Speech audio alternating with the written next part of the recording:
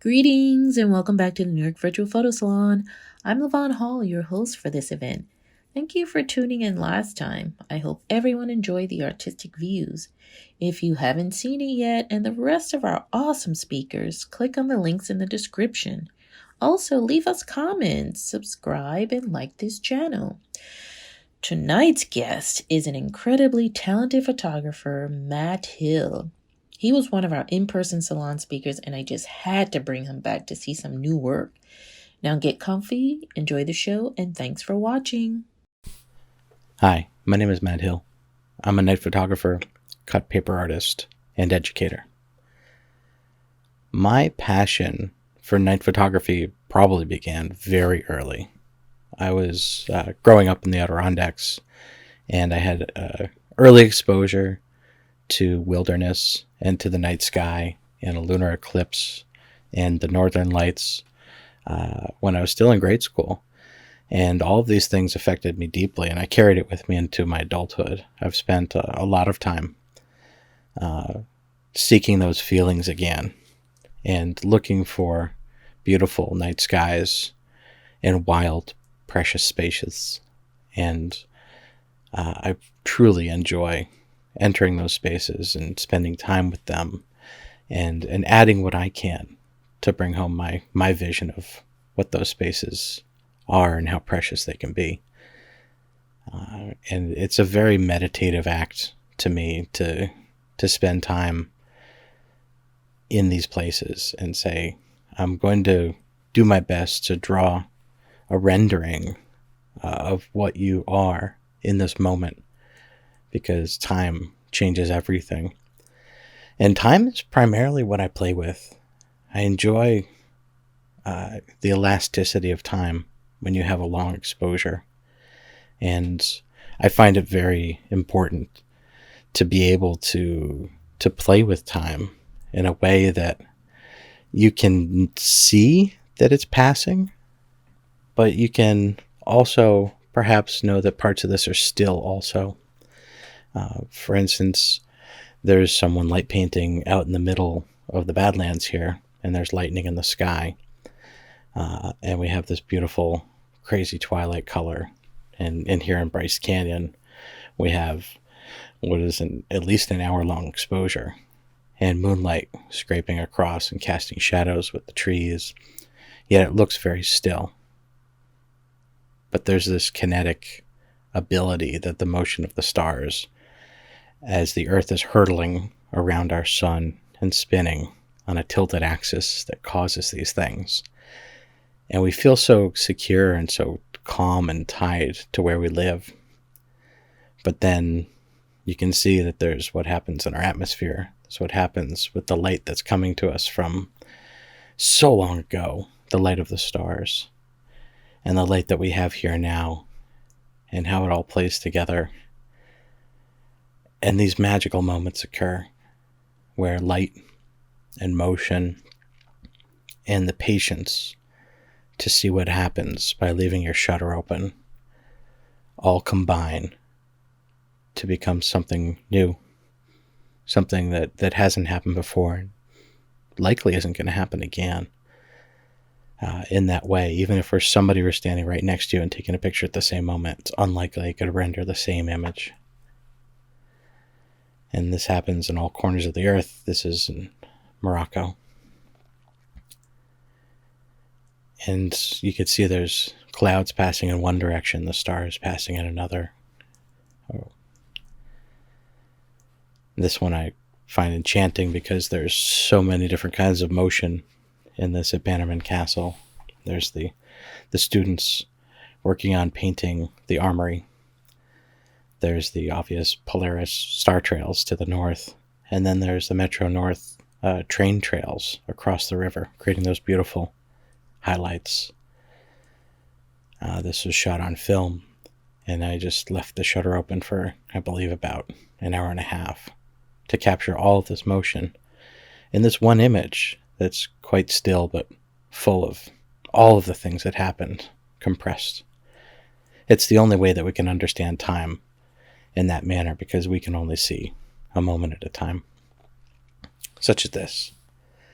out at Olympic National Park, where we have the Aurora Borealis at low tide and bioluminescent plankton, and the magic of having been there for that moment. It was electric. It was charged. It was full of potential. And everyone there with the group knew it, that this was something that to be cherished. It wasn't like any other night. To see Aurora at that location was special, but combined with the glowing ocean and the wet sands of the retreating tide was just very special. Reflection and water, the way that light acts in many ways. This is down at Sloss Furnaces in Alabama. My colleagues and I at National Parks at Night have a firm belief that there's always a way to take a photograph, even in poor weather. Sometimes it makes for the best images because you have to reach further, try harder. There are techniques you can use to bring out the best in a landscape. When there's no moonlight, you can take pictures during dusk and combine them with pictures after dark to yield images similar to this. And having the patience and the vision to know when to hold and to do this comes with the experience of practicing night photography, so that you can combine all of the elements that you wish to see into one scene. Or one like this, which was an image that took over 2 hours to execute, having a group of people up on the top of the canyon and a group that went down into the canyon to walk through with flashlights, illuminating upwards in the canyon while the star trails rendered to the north. The ability to just choose the softness of time and the rigidity and the hardness of geology and paint each other with those things has always fascinated me. It keeps me coming back night after night. Choosing where you can place the light is also one of the most fascinating parts of night photography.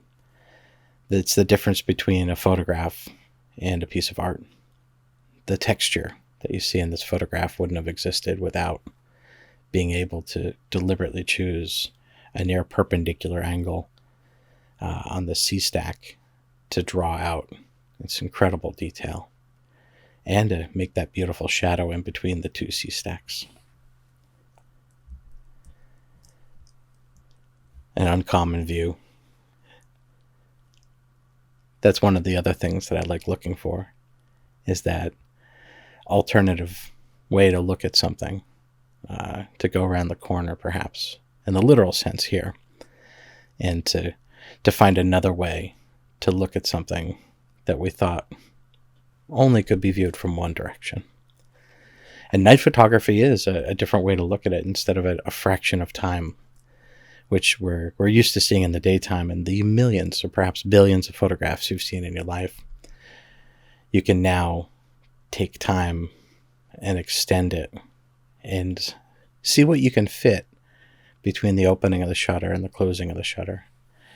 And in this case, playing with light in addition to time and now hue, where there's a red cast from, I believe it was an exit sign, and then deliberately choosing the green to contrast that, to fill in on the opposite side of the color spectrum, and a little bit of a self-portrait down there with my hand hanging down on the left during the light writing.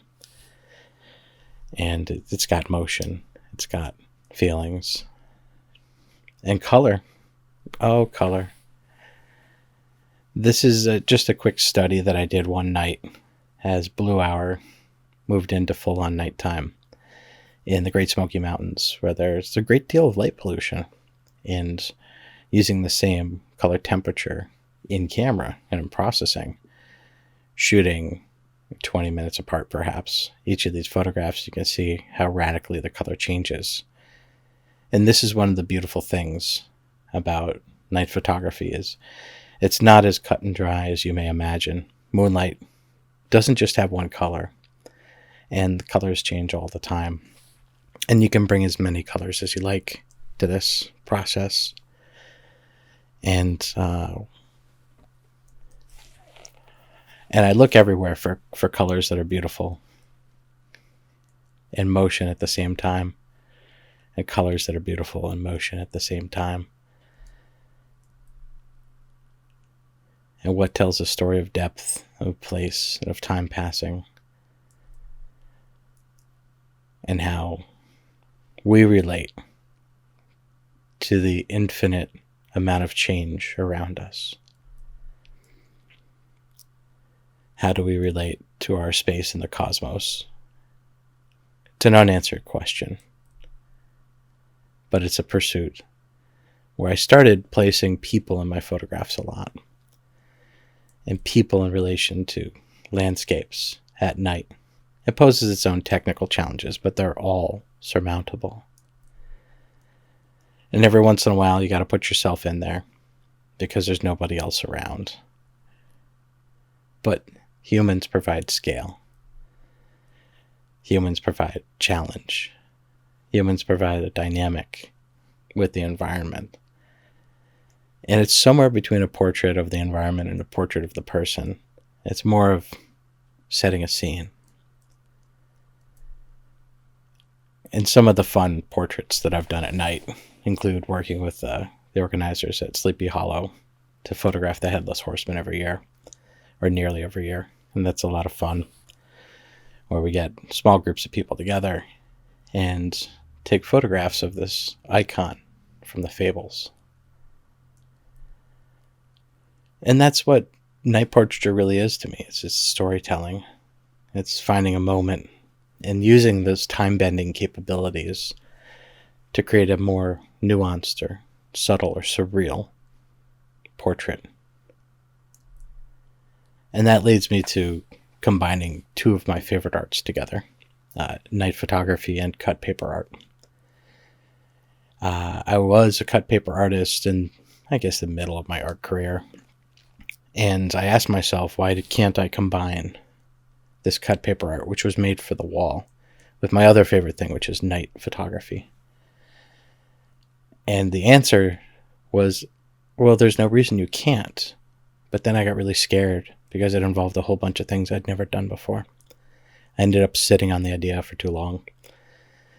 When I finally got over myself and I embarked upon this, and I started making the images, it unlocked so many things for me. A freedom of expression, a huge challenge that I had to rise to, and choosing how to direct people who might be in a slightly uncomfortable situation of wearing only paper, how to create fashion for bodies, which is something I'm not schooled in, nor did I think I was skilled in. But I had a vision.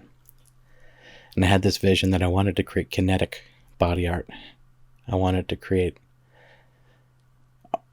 fashion that had impermanence, as we humans do, and fashion that could move with the body in these portraits, and that we would have this vulnerability in the state of undress. Yet the volunteers for the project all had a confidence about them that was extraordinary, and a willingness to be playful and go out at night and make these stories with me and choose where we wanted to go and go out and take a chance on making something extraordinary. Maybe it'll work, maybe it won't. But it was all about how can we embark on this risky venture together and choose to make these things together. And we found interesting places to do interesting things and to be more than we were just before we started, and to walk away feeling like we'd done something that was unique and wonderful and satiating, yet left me hungry to make more. And within the boundaries of the shutter, there is an infinite amount of possibility, because I chose to combine flash and constant light to both arrest and to blur. And it was a hallmark of the project as we started moving along, is how can I prove that it was nighttime? How can I have interesting humans? And how can I have time passing? I wanted all of those things in evidence of the successful portraits. And as the project progressed, we got better at doing these things. Yet it was always the most challenging and most fun. And still inspires me to this day. And I hope to reignite this project in a new form soon. But it's still near and dear to my heart. And especially the time that we get to spend looking at and contemplating places and things and how people can be. And how paper and light and time all combine into going places. Thank you so much. I appreciate your time, and I look forward to hearing from you. If you'd like to see more of my work, you can find it in two places, at matthillart.com and nationalparksatnight.com. Thank you. Have a good night. Thank you, Matt, for that amazing photo journey. Now I can't wait to seize the night. Love all your work, but especially impressed with the paper art photos. Look forward to the next round. I hope everyone learned something new and was inspired by this presentation. Follow Matt to see more. So please give it a thumbs up, leave comments, and subscribe to this channel. Thank you all for tuning in, and the New York Virtual Photo Salon Committee. I'm Lavon Hall, and we'll see you next time with some more engaging speakers.